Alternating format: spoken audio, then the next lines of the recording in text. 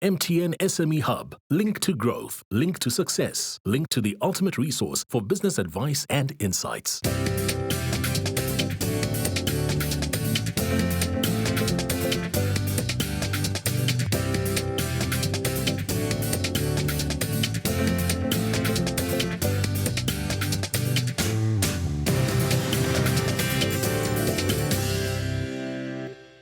Welcome to the Big Small Business Show, the show for all our fantastic entrepreneurs out there. And what I particularly love about entrepreneurs is they find a way to make money out of anything, including people's waste, and particularly your e-waste, your electronic waste.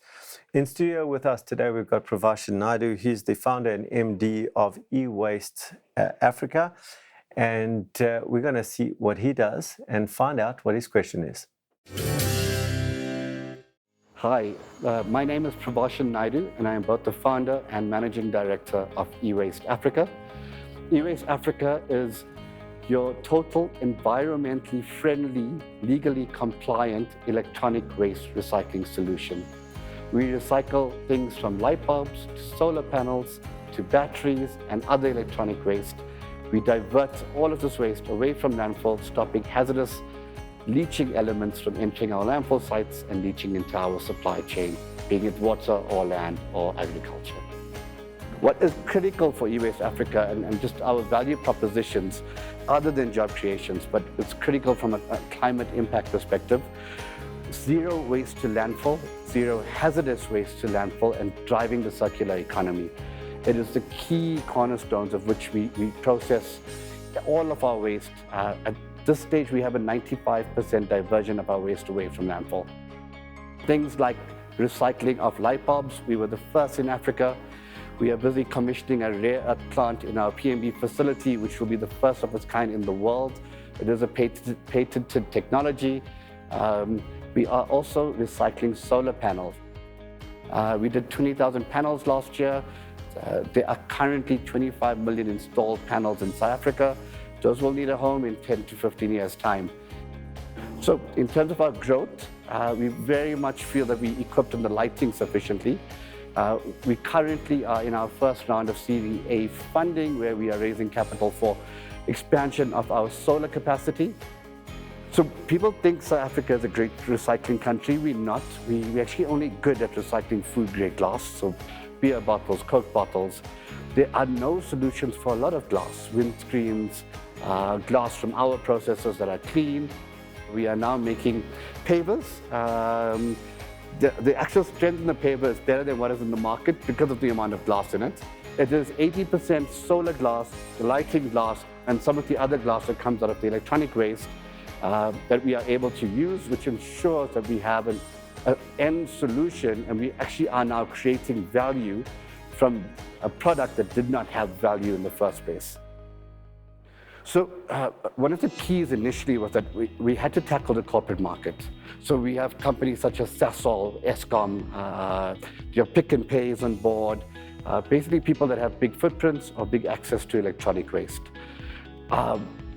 Since then, we've now been tackling the consumer market, because that is really where the biggest problem is. So we're busy rolling out, in partnership with Pick and Pay and ERA, which is actually a producer responsibility association. We're rolling out 260 bins across the country. So we've started with Johannesburg. We will be done by June next year. This partnership will allow a consumer, you and me, to be able to take our waste and have somewhere to actually throw it, and you know that it's being handled in a responsible manner. We actually spend a hell of a lot in R&D, and it's unique to our business. If we don't, we're not finding solutions. We very much want to be first to market, like the solar, like the lighting, like this rare earth plant. But it comes with a lot of trial and error. We have had some good partnerships with universities. We've in partnership with the Technology Innovation Agency, which is helping to fund one of the plants that's being built in Pietermaritzburg. And along the way, there's been lots of industry affiliations that has helped with it. But the question is, where is that balance?